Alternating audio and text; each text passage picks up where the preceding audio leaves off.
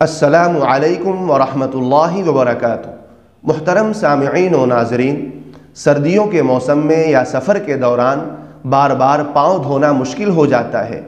ایسے میں اسلام ہمیں موزوں پر مسح کرنے کی ایک بہت بڑی رعایت دیتا ہے، لیکن یاد رہے کہ ہر طرح کے موزوں پر مسح کرنا جائز نہیں ہے۔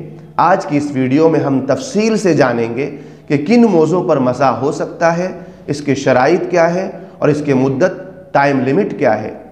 دیکھیے، اس طرح کے موزے ہو تو مسح نہیں کر سکتے، یعنی کہ کٹ موزے ہو جس کی وجہ سے ٹخنے نہ چھپتے ہو تو ایسے موزے پر مسح نہیں کر سکتے۔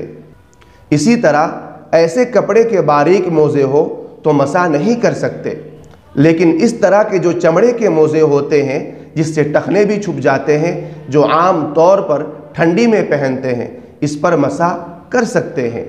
اب مسح کرنے کے لیے شرط یہ ہے کہ باوضو ہونے کی حالت میں موزے پہنے ہو۔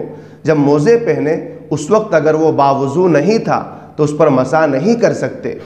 باوضو موزے پہننے کے بعد مقیم 1 دن اور 1 رات مسح کر سکتا ہے، اور مسافر 3 دن اور 3 رات مسح کر سکتا ہے۔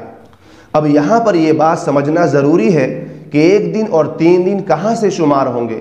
تو مثال کے طور پر سمجھیے کہ کسی نے 5 بجے باوضو ہو کر موزے پہنے اور اس نے اسی وضو سے عصر کی نماز پڑھی، مغرب کی نماز پڑھی، عشاء کی نماز پڑھی، اس کے بعد 9 بجے اس کا وضو ٹوٹ گیا تو 9 بجے سے اس کا ٹائم شروع ہوگا، یعنی کہ اگر مقیم ہے تو دوسرے دن 9 بجے تک وہ چمڑے کے موزے پر مسح کر سکتا ہے، اور اگر مسافر ہے تو چوتھے دن 9 بجے تک وہ چمڑے کے موزے پر مسح کر سکتا ہے۔ تو امید ہے کہ آپ چمڑے پر موزے کے مسائل کو اچھے سے سمجھ گئے ہوں گے۔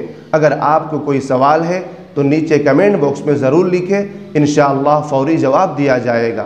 اور چینل پر پہلی بار آئے ہیں تو ہمارے چینل کو سبسکرائب کر لیجئے۔ شکریہ، والسلام علیکم ورحمۃ اللہ وبرکاتہ۔